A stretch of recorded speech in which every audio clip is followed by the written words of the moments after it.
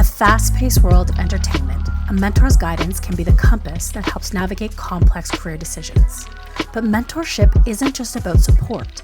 It's about making tough calls that test our resolve and shape our future. From taking risks to standing up for our beliefs, these pivotal moments and the hard choices we make can drive our growth. Director X's sage advice to study your craft resonates deeply in the world of entertainment.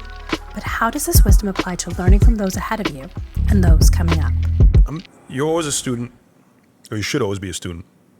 So there's always someone better than you. There's always something to learn, even from those who are coming up behind you. They got new ways of doing things, new ways of seeing things. Studying your craft and learning from those ahead of us is important, but it's also essential to recognize that mentorship can be found in the communities we build and the organizations we join, as Gail Case, Executive Director of the Black Academy, explains. National Association of Black Female Executives in Music and Entertainment. And the founder of that organization is Johnny Walker, and she was a senior VP at Def Jam. And she created NABFEM for Black women like myself who were in the industry, again, lone Black women, male-dominated. So she created NABFEM for us women to kind of have somewhere to talk to each other, lean on, mentorship, professional development. And it was a US-based organization, but she did her first conference in Canada.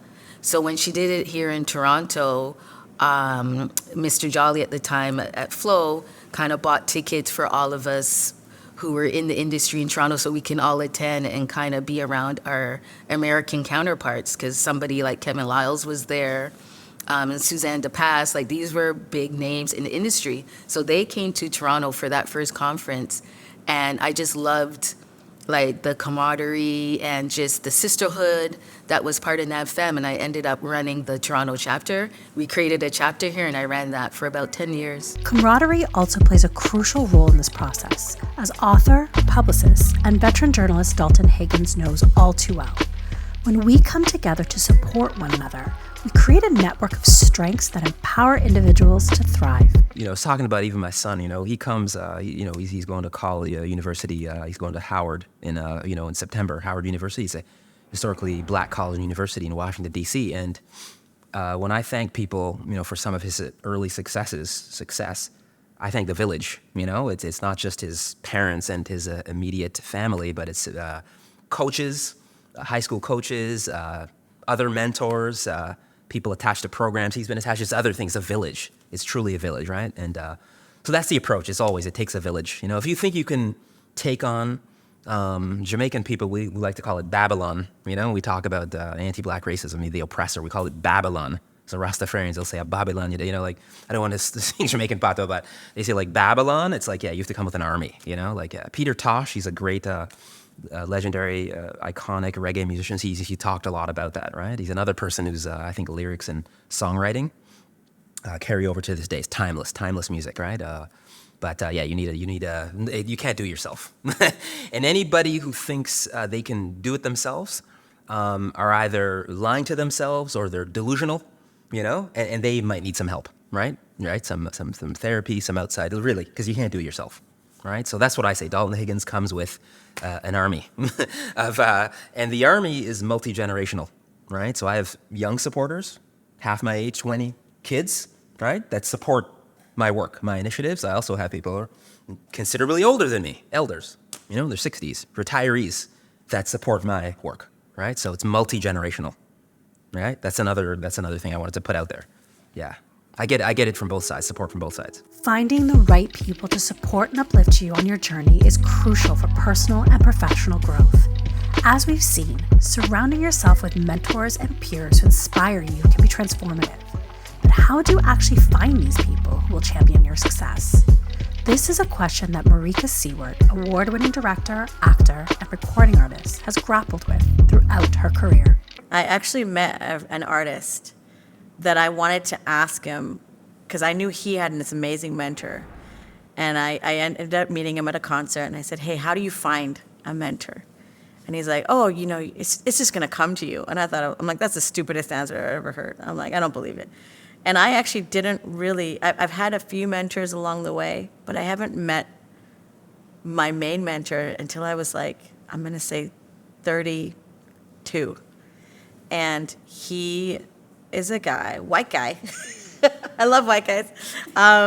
He's a guy that just took me in as I was and was like, what do you want to do? What do you want to dream? Let's do it together. And we are friends to this day. We're on tour together.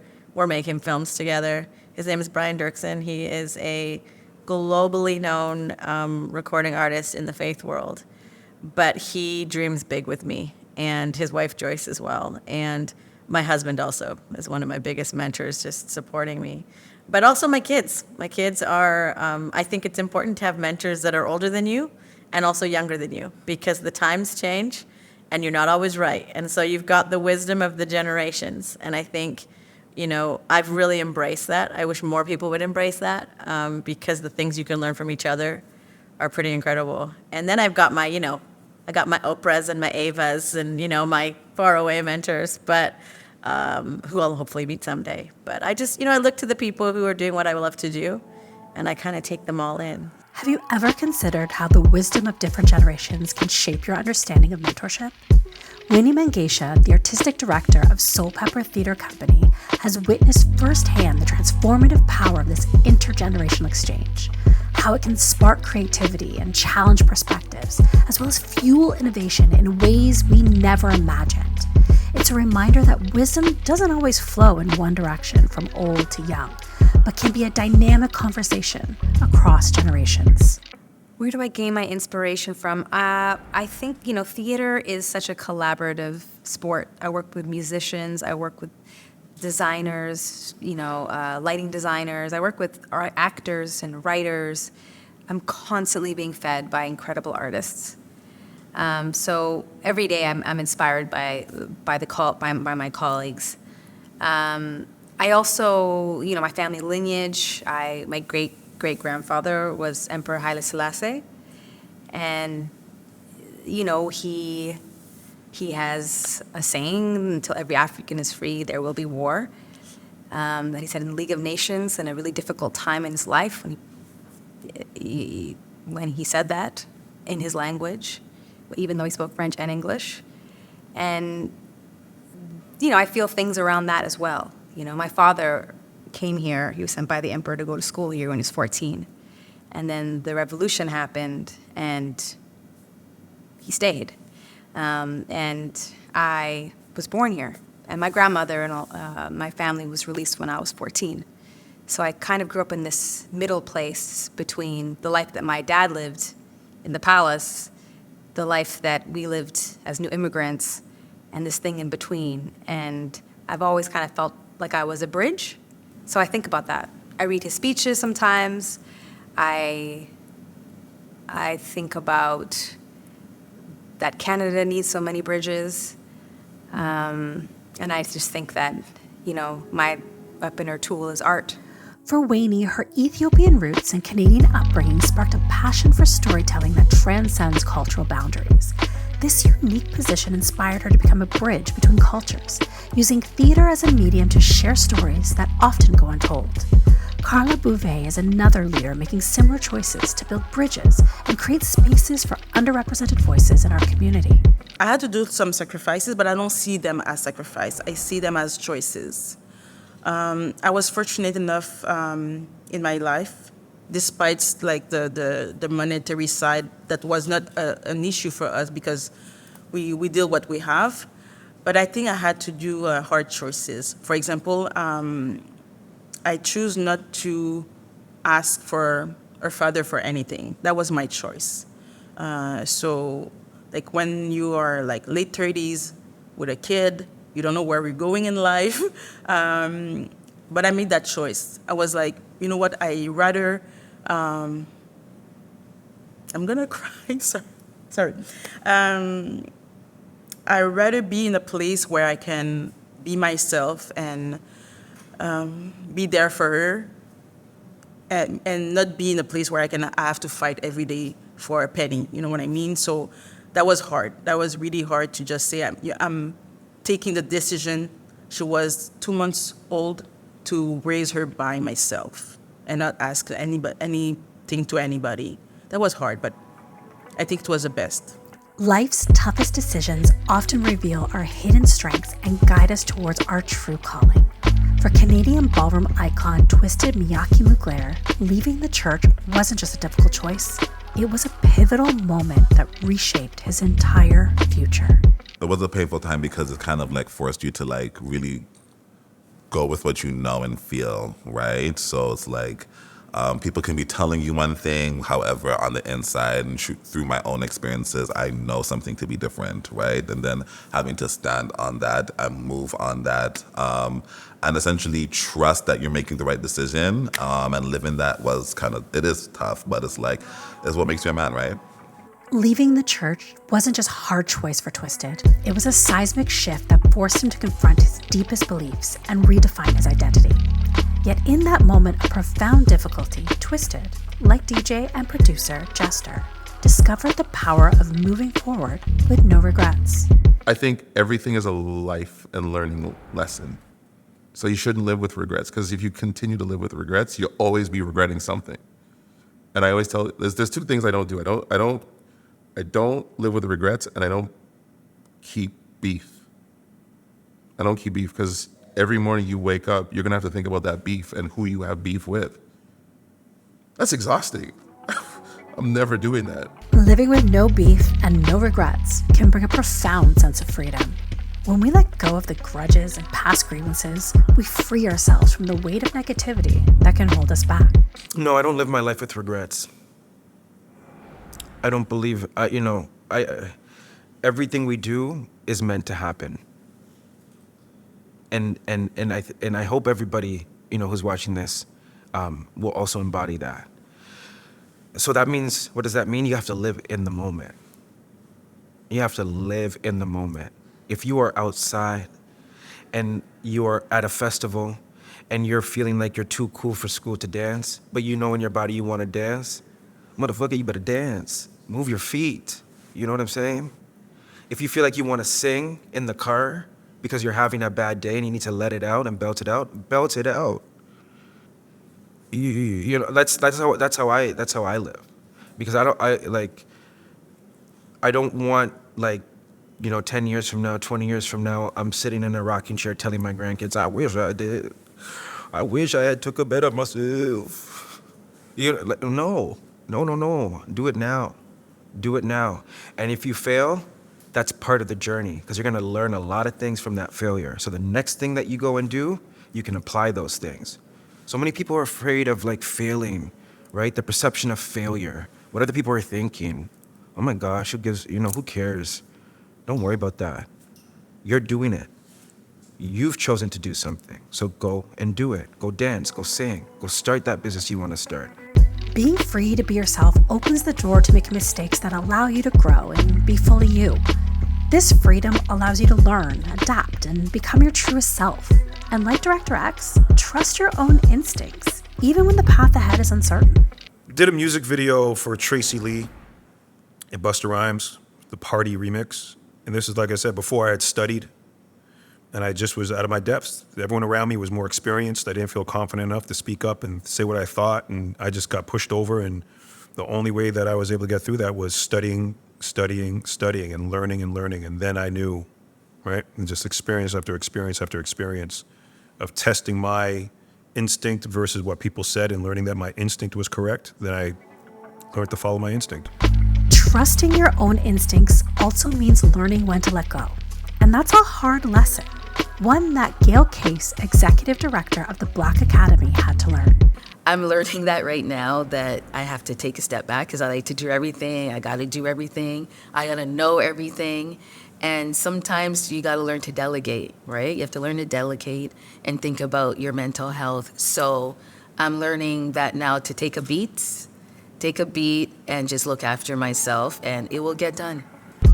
While delegating and letting go was crucial for Gail's personal and professional growth, for journalist Hilary Leblanc, it was all about releasing the need for everyone's approval. In my career specifically, I think that it's definitely the idea if you're making something for other people, that obviously not everyone's going to understand your intentionality. Not everyone's going to like what you put out in the world. And I think while I'm still, thankfully, a millennial, I do think we're on the cusp of a generation that might be a little bit entitled. who is told that if you have a camera and a phone, you can just make money and everything should be about you. And with that comes a lot of, I think, frailty around success and failure and how people are going to take your content. And so I think I'm lucky that I'm still having a mother who's 73 taught me that no, sometimes no one's going to give a shit about you, and that's okay. And I think that that's been a very big lesson because of all of my attention seeking. Sometimes it's like, why aren't people liking this post? Why aren't people engaging with this? What have I done wrong? And taking things very personally. You have to just put things out in the world like throwing spaghetti on a wall and see if it sticks. And if it doesn't, that doesn't make you less of a person. It doesn't make your content less valuable. It doesn't really mean anything. It just means an algorithm might have failed you. So for me, I think that was a really big lesson, trying to stay grounded in the purpose as opposed to getting wrapped up in numbers and likability, especially in a media-focused space. Standing in the understanding that not everyone is going to like your work and having the confidence to embrace that truth is a powerful lesson in the creative journey, a theme that resonates deeply with columnist and social entrepreneur Carla Beauvais. When I decided to do journalism, he said, I'm not going to pay your fees for your school. Like, this is your choice. You have to manage to pay your fees. And I did manage to pay my fees. So I left home when I was 18 years old. We had a big fight, and I'm like, you know what, I'm done. Dad, I'm done. I just left. And I went to get an apartment. I was only 18. When I think about it, I'm like, I don't know how I did it. But I went and I got a job, and I stayed in school. I paid my school. I was working at day, going to school at night. And yes, but I didn't do anything because my father, he teach me so much about like values in life. So they weren't scared for me. So they didn't come to get me. They were like, okay, this is your decision, live your life. And yeah. When we are grounded in our core beliefs and self-identity, we empower ourselves to navigate challenges with confidence and authenticity. This foundation allows us to make choices that align with our true selves, rather than bending to external pressures or expectations. I think I have to sacrifice a lot of, I'm going to say my fight, because you can keep fighting. I still hear a lot of these fighting terms, and I think as a younger artist, I felt like I had to fight to be heard. And that just makes you tired. I've realized that, I guess for me, the sacrifice is having to have myself change in just the spaces that I go in just to be accepted. And as I get older, I'm not changing so much. I'm like, take me as I am or don't take me at all. But I know that I had to do it just to gain a spot in those spaces. I think always if you're the only Black person in the space, you have to sort of go in and go, okay, I'm going to see the lay of the land. What does it look like? How do you have to be? And I know now the things that I changed just to sort of fit in. But I don't know if I would change that because it's because of those spaces that I can do what I do now. As an actor, as a director, as a recording artist, as a songwriter, I often find myself still in spaces that there are not enough Black people. But in order for me to be in those spaces and to bring other people, I had to know these people.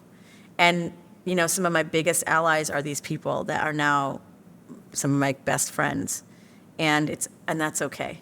I think I don't want to just be a Black producer or a Black director. I just want to be a director, and bring my Black friends with me. And I think there's nothing wrong with that. But part of it is going, hey, when you're unknown to someone, that's scary. And I wish that every space we went into, people would just automatically know us.